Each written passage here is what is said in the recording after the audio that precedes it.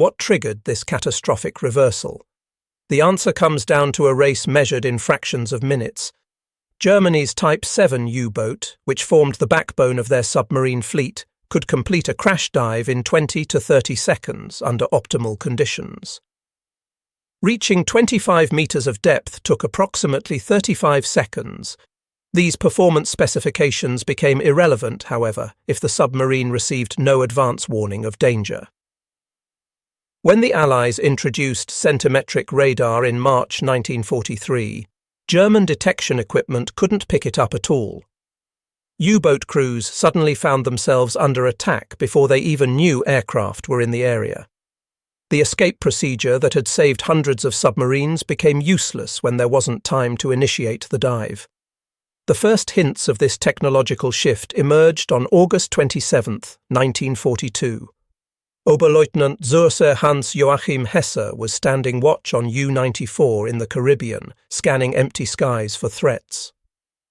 The submarine's Metox radar detector, a French-built device capable of picking up Allied radar pulses from 6 miles out, remained completely quiet. Every instrument indicated they were alone on the water. Then Hesse heard something, the unmistakable sound of aircraft engines directly above them. The lookout's warning sent the crew into action. Barely 15 seconds passed between first sighting the American PBY Catalina and giving the order to dive. Those 15 seconds proved insufficient.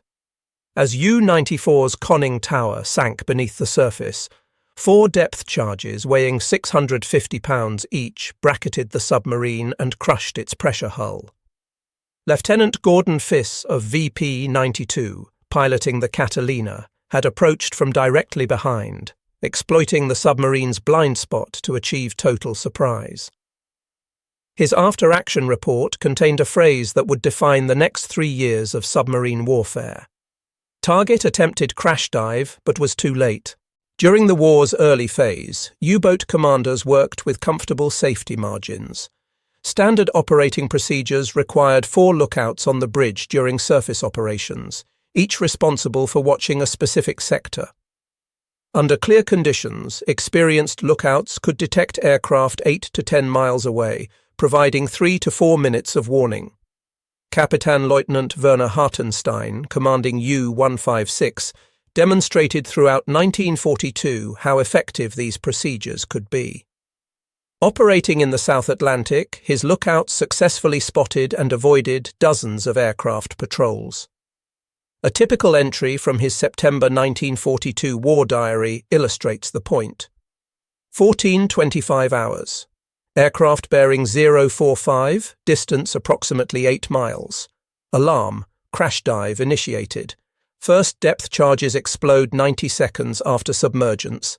Well clear of boat. 90 seconds of buffer time after going under. Enough for the entire bridge watch to clear the tower, for the diesel engines to shut down properly, and for the boat to reach safe depth before weapons arrived. Statistics from this period reflect German confidence. Between February and October 1942, U-boats completed 80% of their Bay of Biscay transits without coming under attack. Even when caught on the surface, 90% managed to crash dive successfully before weapons were released. The Allied introduction of ASV Mark II radar in early 1942 initially seemed manageable. This 1.7-meter wavelength radar could detect surfaced submarines at 10 to 15 miles, but German Metox receivers easily picked up the emissions. Radio operators could tell from the pulse pattern when aircraft had locked onto them. The pulses would become steady rather than sweeping. This typically provided 2 to 3 minutes before the aircraft arrived overhead. Squadron leader Humphrey de Leigh grasped the fundamental problem with night attacks on submarines. Radar could track them to within a mile, but then contact vanished precisely when visual identification became necessary. The submarine would hear the aircraft engines, execute a crash dive, and escape into the darkness. Leigh's solution demonstrated elegant simplicity. Mount a searchlight producing 22 million candela that would illuminate the target at exactly the moment radar contact was lost. The first operational Leigh light attack took place on June 4, 1942, when Squadron Leader J.H. Greswell, flying Wellington L of 172 Squadron, illuminated the Italian submarine Luigi Torelli in the Bay of Biscay. Though the attack failed due to faulty depth charges, the psychological impact was immediate. Darkness no longer guaranteed safety. The first successful Leigh light attack came 1 month later. On July 5, 1942, Pilot Officer W. Howell of 502 Squadron caught U-502 on the surface. Kapitänleutnant Jürgen von Rosenstiel, commanding the submarine, had less than 20 seconds from illumination to impact. When U-502 was sunk 6 days later, recovered documents confirmed the crew's shock at being attacked without warning at night. The Leigh light dramatically compressed reaction time. A Wellington approaching at 120 miles per hour covered the 1-mile gap between radar failure and weapon release in just 30 seconds. Subtract time for crew reaction and dive initiation, and submarines had perhaps 15 to 20 seconds to get underwater, insufficient to reach safe depth.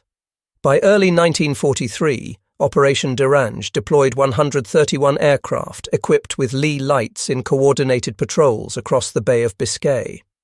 Admiral Dönitz responded by reversing standard operating procedures, ordering boats to surface during daylight and submerge at night, but this merely shifted vulnerability without eliminating it. March 1943 marked the beginning of the end for U-boat operations. The introduction of ASV, Mark III radar, operating at 10 cm wavelength using cavity magnetron technology, was completely undetectable by German METOX equipment. U-boat crews began reporting attacks without any radar warning, impossible according to German scientists, who insisted no radar could operate at such frequencies. U-333 became one of the first victims on March 6, 1943, while crossing the Bay of Biscay. Kapitänleutnant Peter Kramer's official report sent shockwaves through U-boat headquarters. No METOX warning. Aircraft appeared directly overhead without detection. Crash dive initiated under fire. Severe casualties from strafing. Within weeks, similar reports flooded in from across the Atlantic. U-boats were being caught on the surface in broad daylight, at night, in fog, conditions where they should have been invisible. The mathematics were brutal. A B-24 Liberator equipped with ASV Mark III could detect a submarine at 15 miles and attack at 200 miles per hour. From first detection to weapon release took less than 5 minutes. Without warning, the submarine might have 5 seconds from visual sighting to impact, insufficient even to sound the diving alarm. The psychological impact was devastating. Crews who had relied on their detection equipment for survival suddenly found themselves blind. Trust in technology evaporated, replaced by paranoia. Some boats began diving at random intervals, hoping to avoid being caught on the surface. By May 1943, the Bay of Biscay had transformed from a transit route to what U-boat crews called the Valley of Death. Submarines leaving French bases faced a gauntlet of aircraft equipped with centimetric radar, Leigh lights, and new weapons. In April and May 1943, 56 U-boats were lost. Many sank within sight of their home ports. The compression of warning time had tactical implications beyond individual survival. U-boats consumed battery power at unsustainable rates, forced to crash dive repeatedly without time to properly charge. A Type 7 submarine could maintain 7.3 knots submerged for just 1 hour before exhausting its batteries. Forced to surface to recharge, they immediately came under attack again. The introduction of the Mark 24 Fido acoustic homing torpedo added another lethal dimension. Dropped from as low as 200 feet at speeds up to 120 knots, this 680-pound weapon achieved a 22% success rate compared to 9% for conventional depth charges. Once in the water, Fido executed circular search patterns, homing on the 24 kHz acoustic signature of submarine propellers. Between May 1943 and the war's end, These weapons sank 37 submarines and damaged 18 more, often attacking U-boats that had successfully crash-dived beyond conventional weapon range. German attempts to restore the technological balance consistently arrived too late. The Naxos radar detector, introduced in September 1943, could detect centimetric radar but only at ranges of 5 to 8 kilometers, insufficient warning when aircraft approached at 300 kilometers per hour.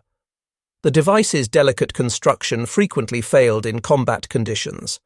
The Schnorkel, adopted from captured Dutch designs and deployed operationally in early 1944, offered a partial solution by allowing submarines to run diesel engines while submerged. But this innovation came with severe limitations. Speed was reduced to 6 knots, diesel exhaust created a visible plume, and the noise of engines running in the confined Schnorkel tube made acoustic detection of approaching aircraft impossible. Dönitz's desperate order of April 27, 1943, for U-boats to fight it out with aircraft on the surface rather than dive, proved disastrous. Selected Type 7 submarines were converted into U-flak boats with enhanced anti-aircraft armament. U-441's experience on July 12, 1943, demonstrated the futility of this approach when coordinated attacks by multiple aircraft overwhelmed submarine defences despite enhanced armament. Initially, U-boat crews refused to accept that their technological advantage had vanished. When U-333 reported being attacked without radar warning in March 1943, other commanders dismissed it as equipment failure or crew error. The German scientific establishment insisted that radar couldn't operate at wavelengths shorter than 50 centimeters. Admiral Dönitz himself initially rejected reports of undetectable radar. His war diary from April 1943 reveals skepticism about crew reports. This denial proved costly. Commanders who should have adapted tactics continued operating as if METOX provided adequate warning. U-175, U-192 and U-273 were all lost in April 1943, while their crews maintained confidence in their radar detection equipment. As losses mounted, desperate measures emerged. The order to fight aircraft on the surface represented a fundamental break with submarine doctrine. U-441's conversion to an anti-aircraft configuration added multiple cannons, but the July 12, 1943 attack demonstrated the futility when 3 Beaufighters overwhelmed the submarine's defences, leaving 10 dead and 13 wounded. By autumn 1943, even optimistic commanders accepted that the technological battle was lost. The introduction of American escort carriers meant continuous air patrols even in mid-Atlantic. Kapitänleutnant Wolfgang Lüth, one of Germany's most successful U-boat commanders with over 200,000 tons of shipping sunk, addressed the reality in his final patrol report. "The enemy can see us when we cannot see him. He can attack without warning. Our survival now depends not on equipment, but on luck." The psychological shift was complete. U-boat crews that had once sung confidently now measured their lives in patrols.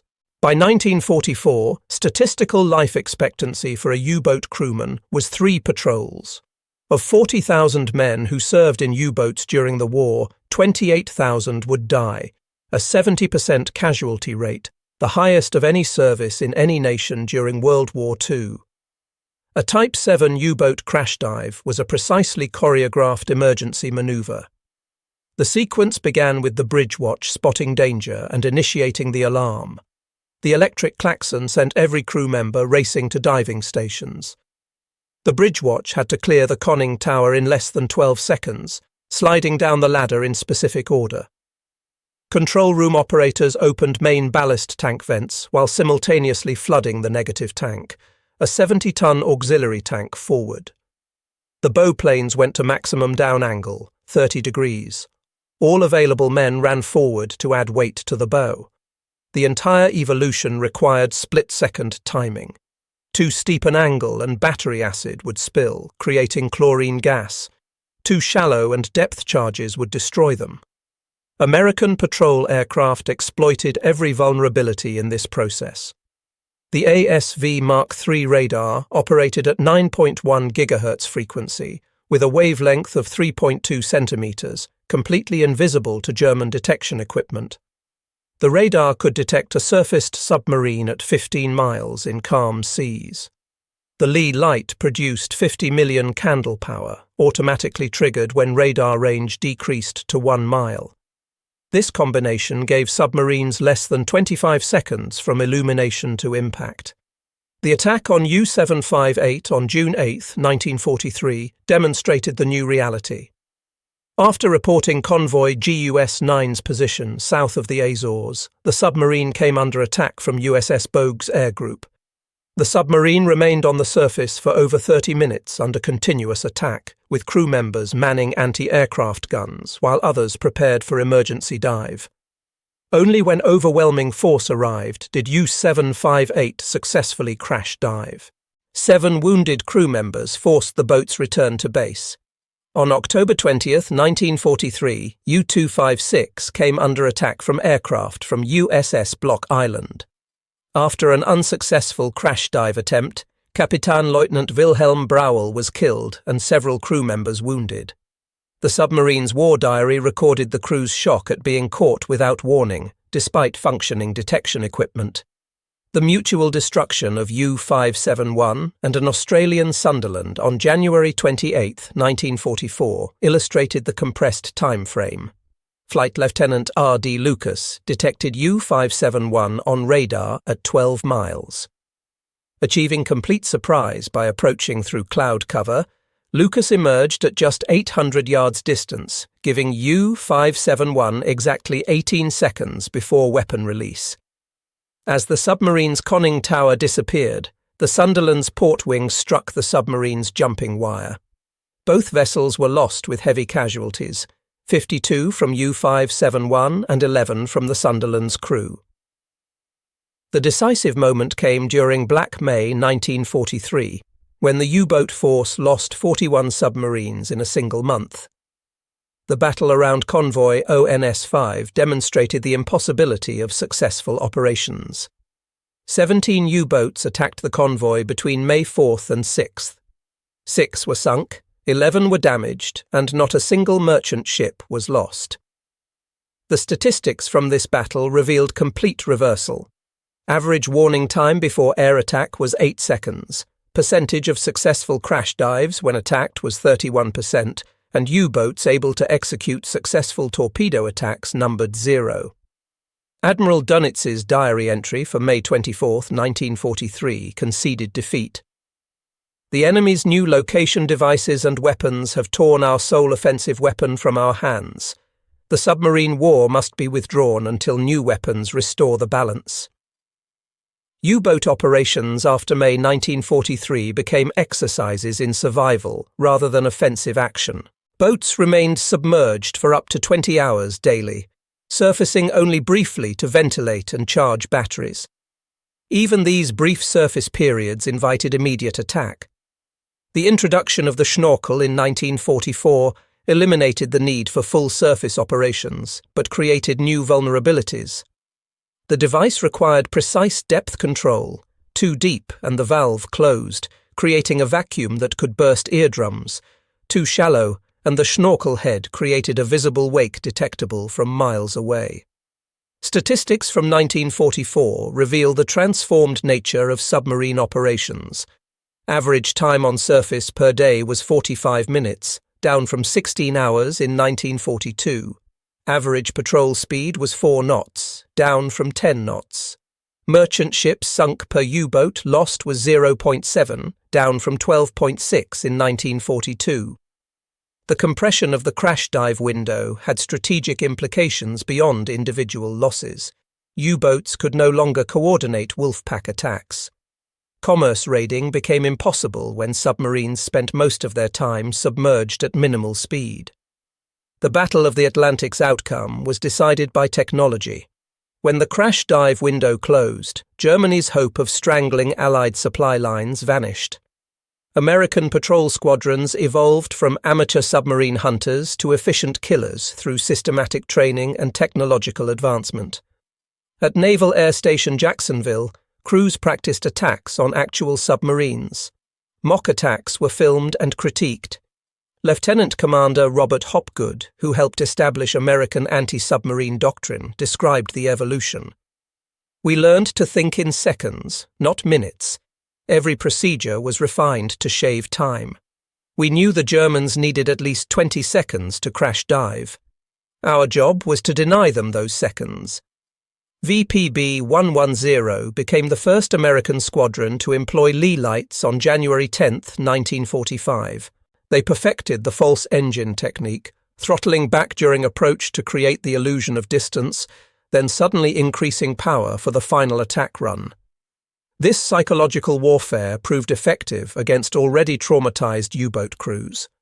Ultra-intelligence from Enigma decryption fundamentally altered U-boat survival mathematics. The initial breakthrough reading the Dolphin cipher in June 1941 was temporarily lost when the four-rotor Shark cipher was introduced in February 1942. However, in October 1942, Lieutenant Francis Fasson and able seaman Colin Grazier from HMS Petard boarded the sinking U-559 to recover codebooks. Both men drowned when the submarine suddenly sank, but their sacrifice restored Allied code-breaking capability by December 1942. The statistics reveal Ultra's impact. U-boats intercepted while transiting to patrol areas, 73% with Ultra versus 21% without. Average time from U-boat position report to air attack, 4 hours. Convoys successfully routed around wolf packs, 67%. This intelligence advantage meant that even perfect crash dives only postponed the inevitable. Submarines forced to surface hours later were simply attacked again. The numbers tell the complete story. In 1942, with German advantage, 250 U-boats were operational, sinking 1,094 Allied merchant ships while losing 87 submarines, an exchange ratio of 12.6 ships per U-boat lost. Average warning time before air attack was 2 to 3 minutes. Successful crash dives when attacked reached 90%. By 1943, this had reversed catastrophically. Average warning time before air attack dropped to 15 seconds. Successful crash dives fell to 15%. Of 1,162 U-boats commissioned during the war, 785 were destroyed, a loss rate of 67.5%.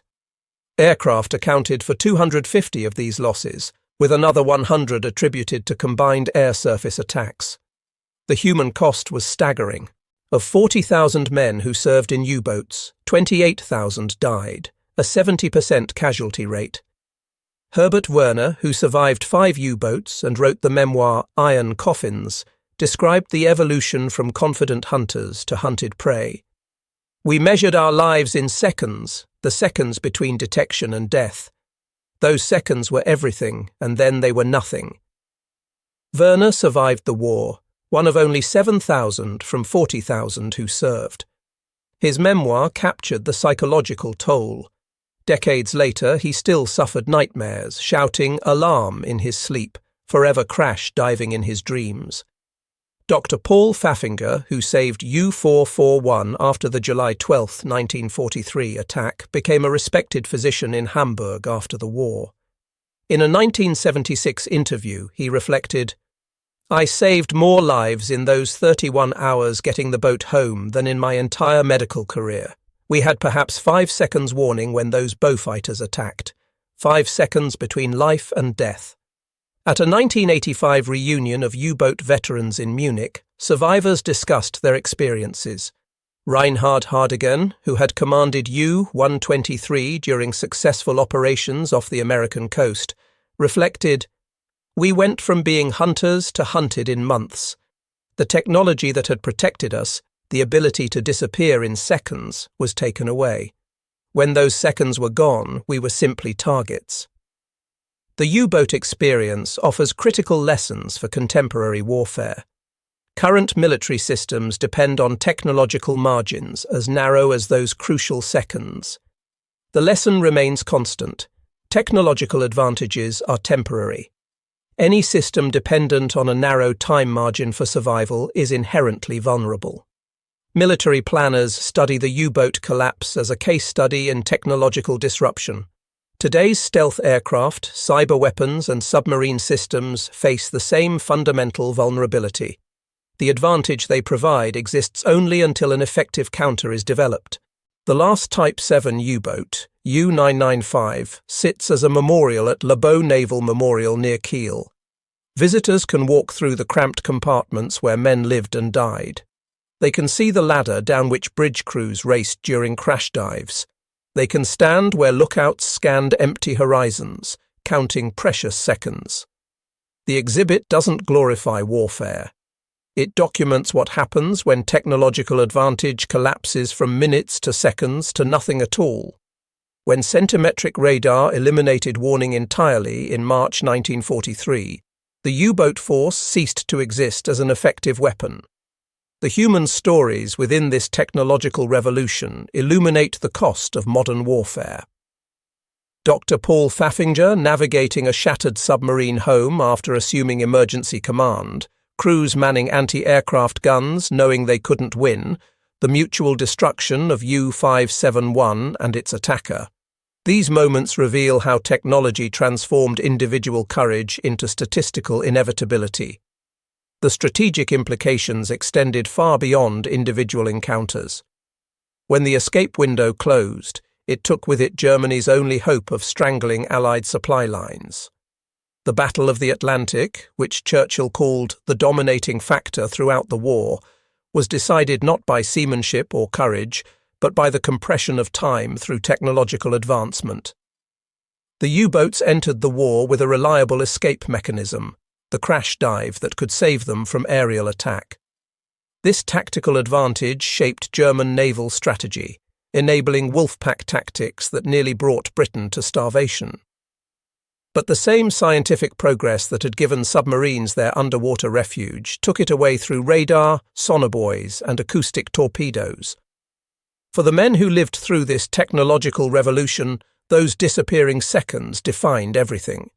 They had trusted their lives to a narrow margin of time and watched that margin vanish. In 1942, they had minutes of warning. By mid-1943, they had seconds. By 1944, they had nothing. The Battle of the Atlantic was won in laboratories and factories as much as on the ocean. British scientists who developed centimetric radar, American workers who built thousands of patrol aircraft, Allied intelligence officers who broke German codes, they collectively eliminated the U-boat's escape window. Their victory was methodical, not dramatic, technological, not heroic. Yet within this technological struggle, humanity persisted. American air crews dropping life rafts to German survivors, U-boat crews remaining at their posts despite overwhelming odds, the mutual respect between enemies, these glimpses of human dignity amid mechanized slaughter remind us that even technological warfare cannot completely dehumanize combat. The U-boat force that entered the war as Germany's elite naval unit, confident in their ability to disappear beneath the waves, ended it as a shattered remnant. Of the young men who sailed from French ports singing of victory, 7 in 10 would never return. They died because technology stole the seconds they needed to survive. Modern nuclear submarines never surface, making the crash dive obsolete. Yet they face their own technological vulnerabilities: satellite surveillance, underwater sensor networks, autonomous vehicles that may one day compress their survival margins just as radar and aircraft compressed those of their predecessors. The ghosts of U-boat crews who died believing they had seconds to spare serve as warning to all who place faith in technological advantages. In the brutal arithmetic of technological warfare, yesterday's safety margin is today's vulnerability, and today's decisive advantage is tomorrow's fatal weakness. The final irony is stark. The most successful submarine force in history was destroyed not by superior seamanship or courage, but by the elimination of less than a minute of warning time. Those seconds, counted desperately by lookouts, measured precisely by engineers, lost irrevocably to technology, determined the fate of nations. The story of the 45-second crash dive reminds us that in warfare, as in life, nothing is permanent except change itself. The German submarine force learned this lesson at terrible cost. 28,000 lives lost when their margin of safety compressed from minutes to seconds to nothing. Their sacrifice stands as eternal testament to a fundamental truth. In the realm of military technology, the seconds you count on today will not save you tomorrow.